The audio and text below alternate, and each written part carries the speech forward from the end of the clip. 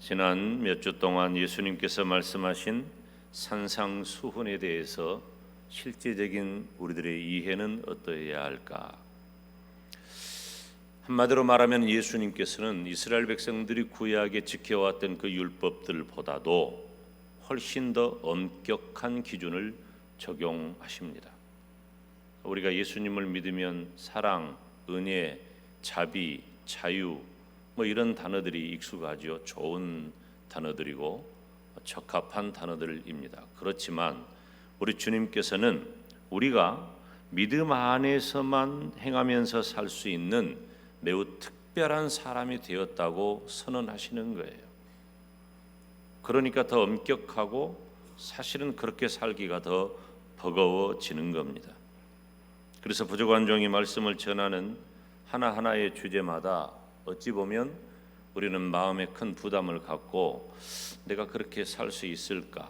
혹은 내 마음이 찔리는 그러한 주제인 것을 말씀을 준비하고 전하는 저 자신을 보면 여러분의 마음이 어떠한가를 미루어 짐작할 수 있습니다.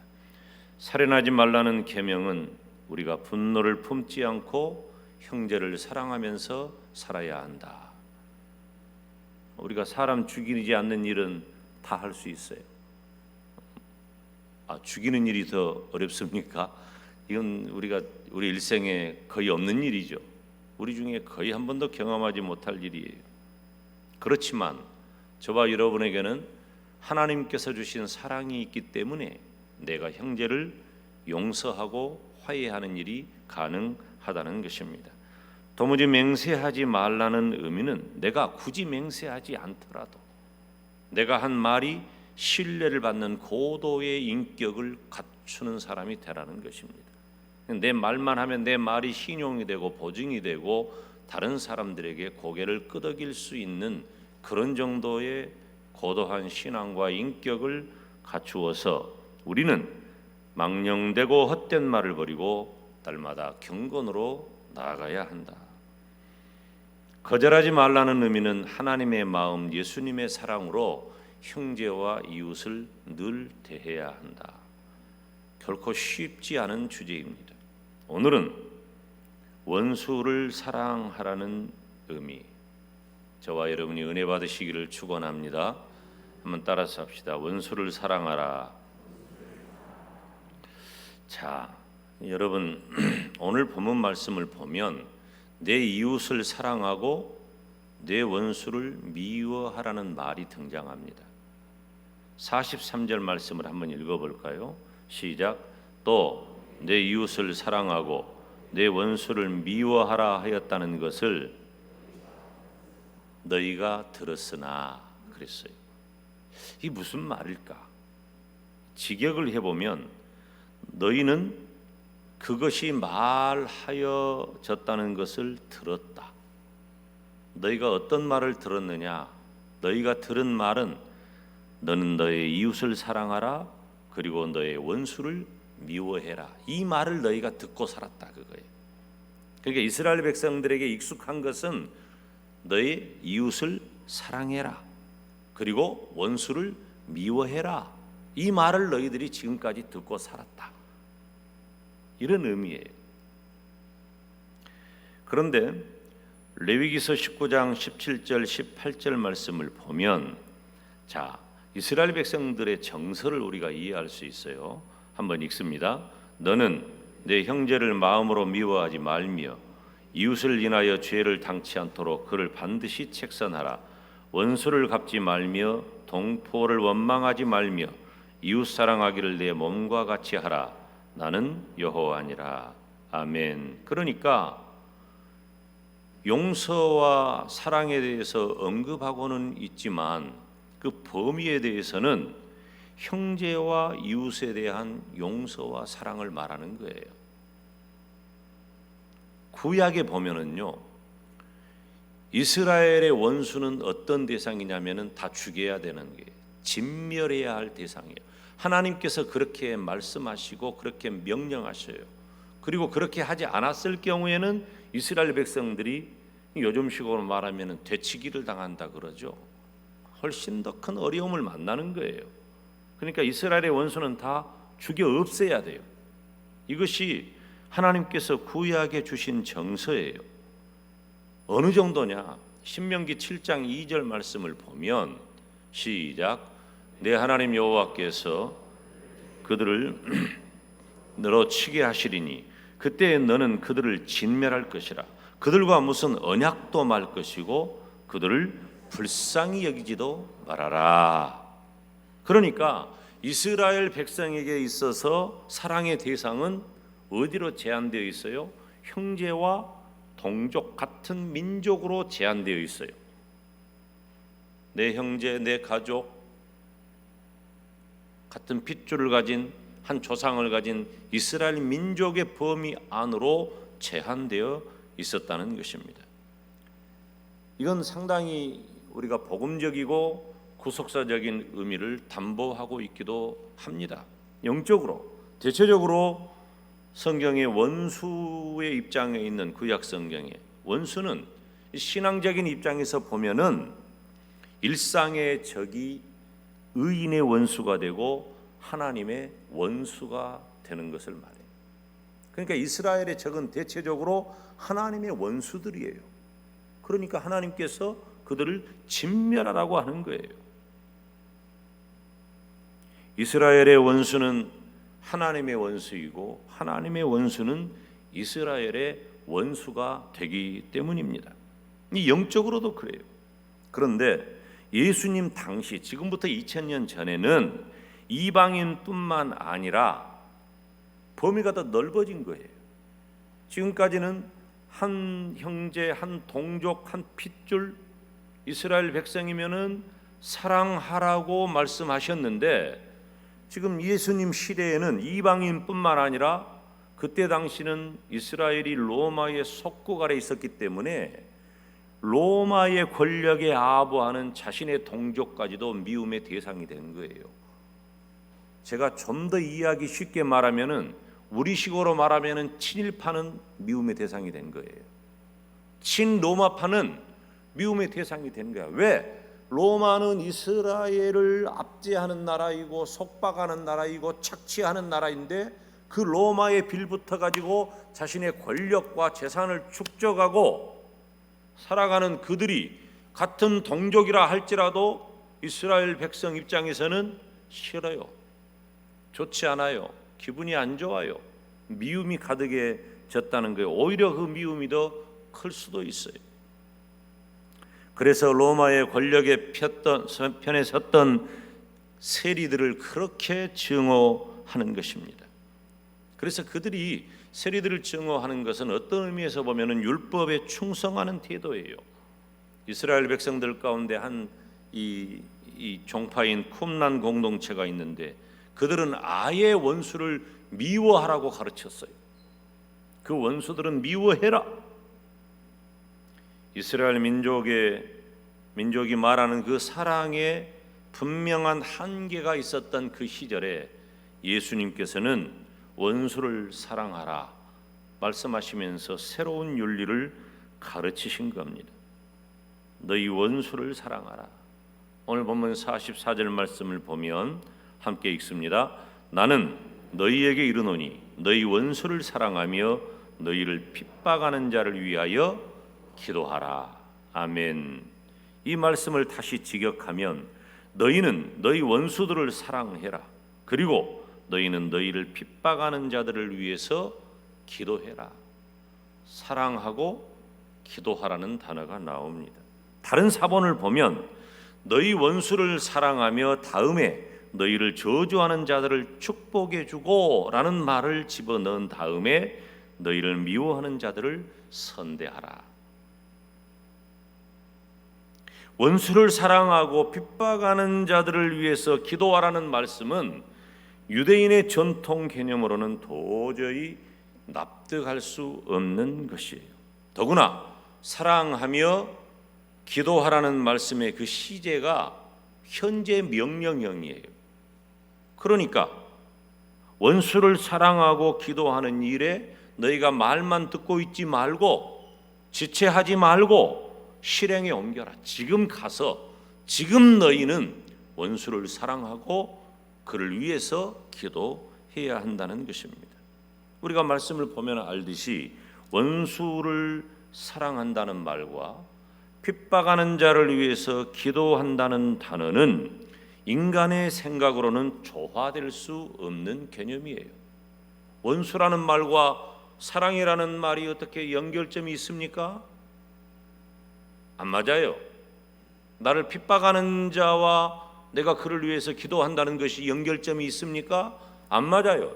이렇게 하는 사람 우리 주변에 찾아보기가 예수님께서 2000년 전에 말씀하셨고 수없이 주의 종들을 통해 가르침을 받았지만 지금 이 시대를 살아가는 저와 여러분도 여전히 잘 안 맞는 단어예요.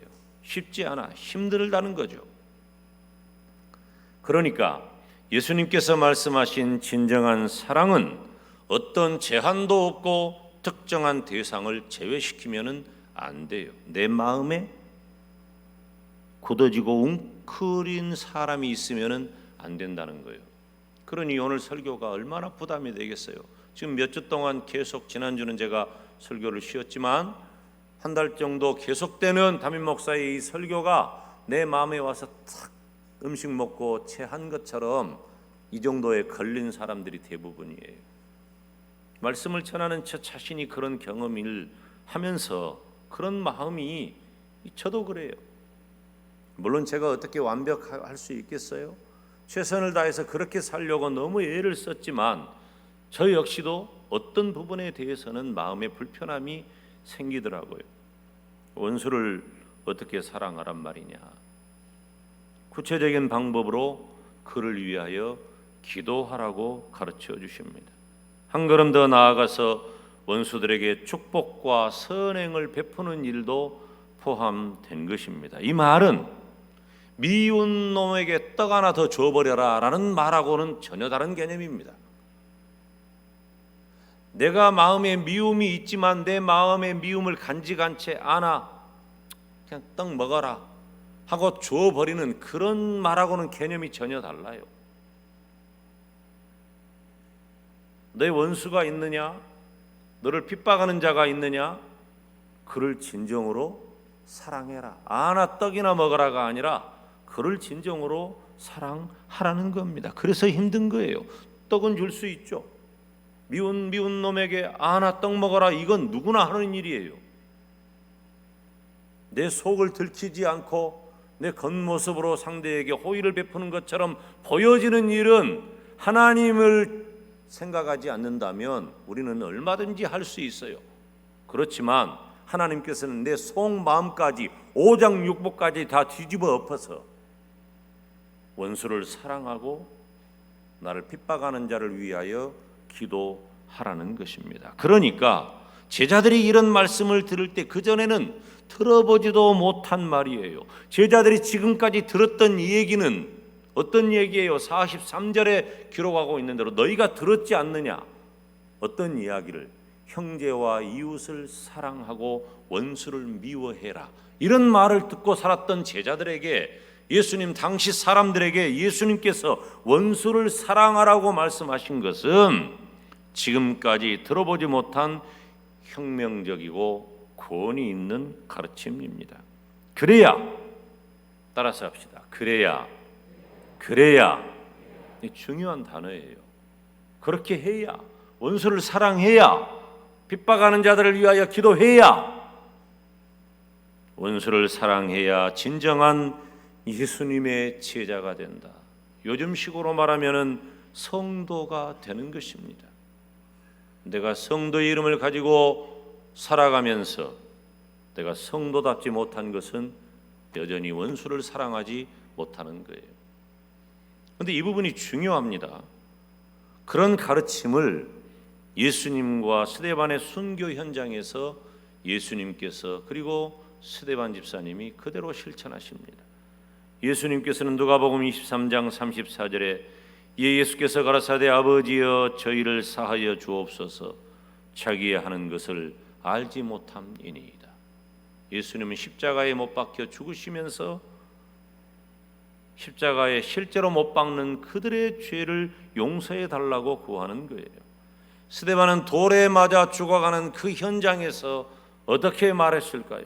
사도행전 7장 60절에 무릎을 꿇고 크게 불러 가로되 주여 이 죄를 저들에게 돌리지 마옵소서. 이 말을 하고 자니라.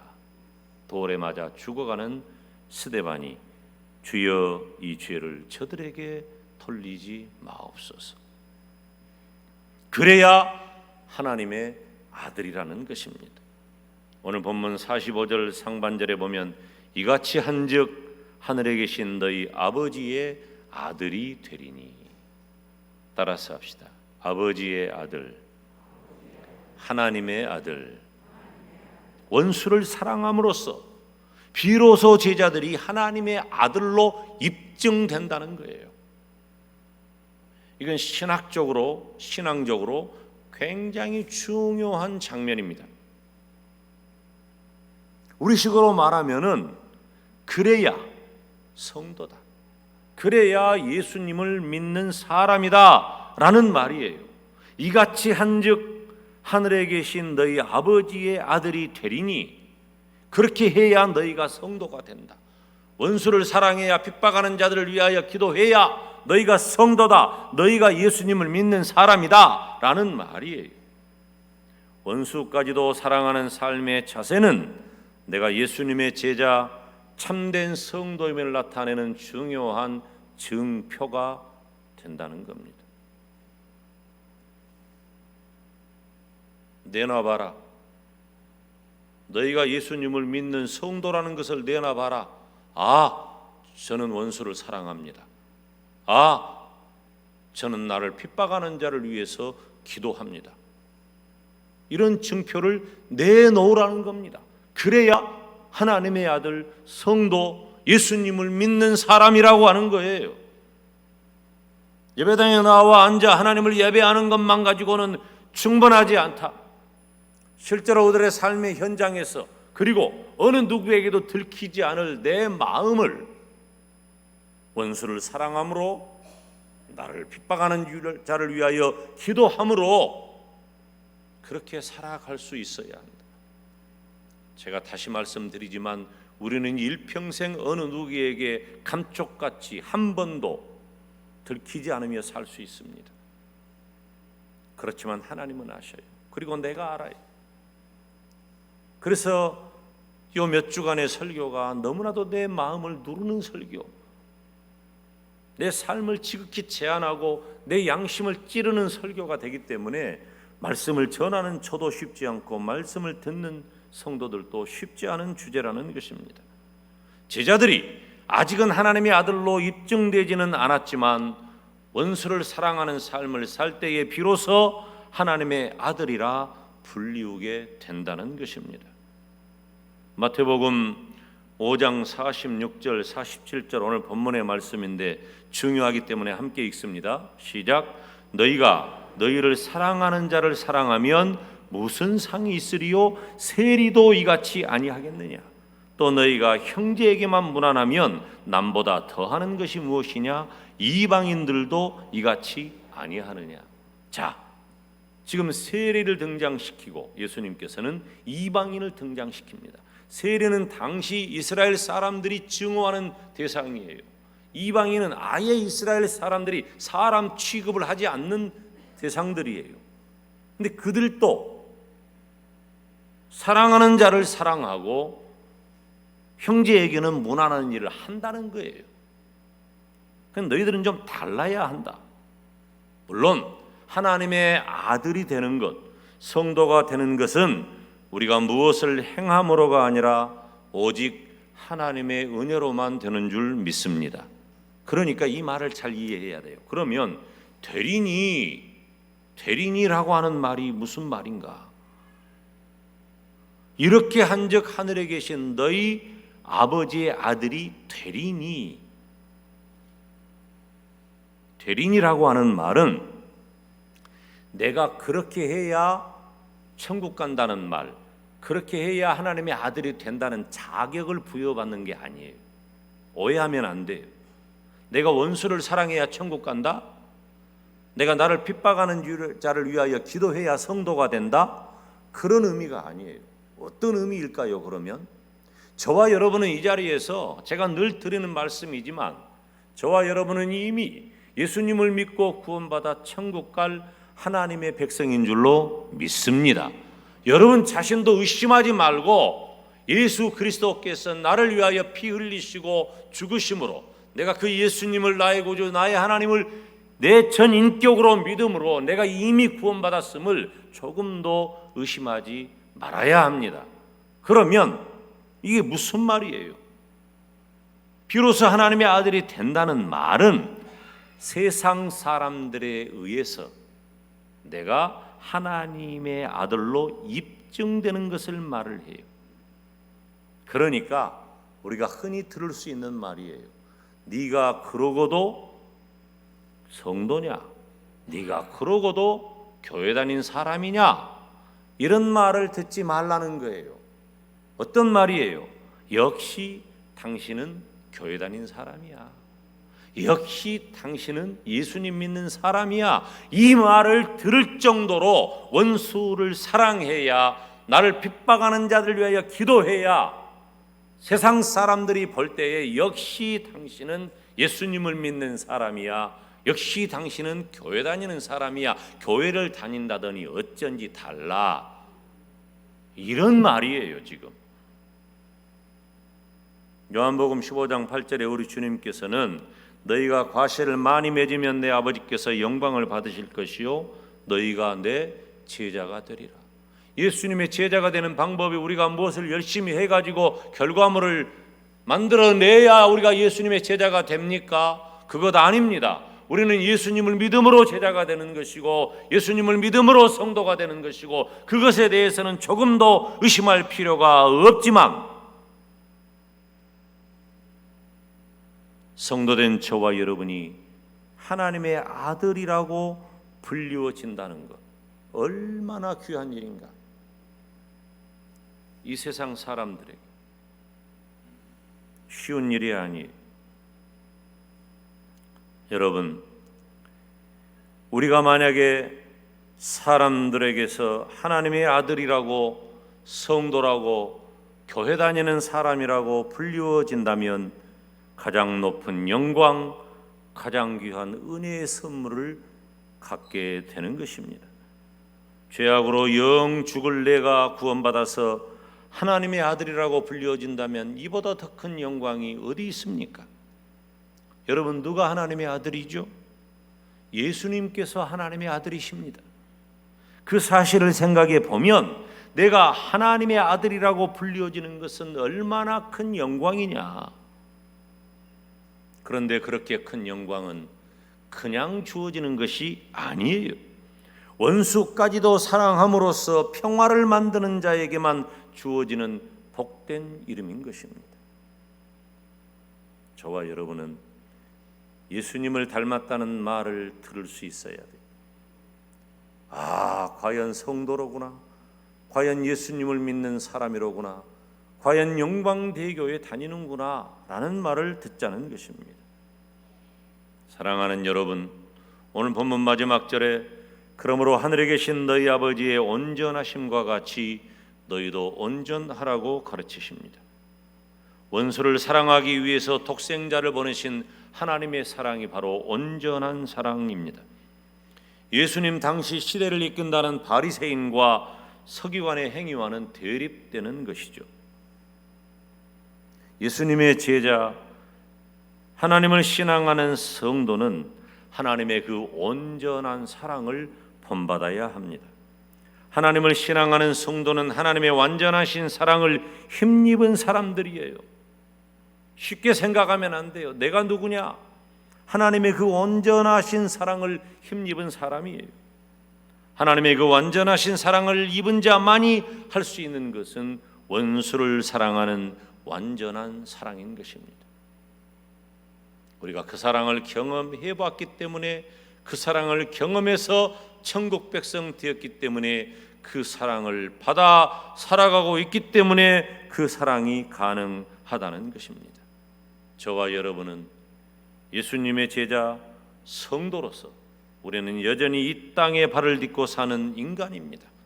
동시에 하늘에 계신 하나님의 성품을 닮은 천상의 존재가 되어야 합니다. 그래서 우리가 쉽지 않은 겁니다.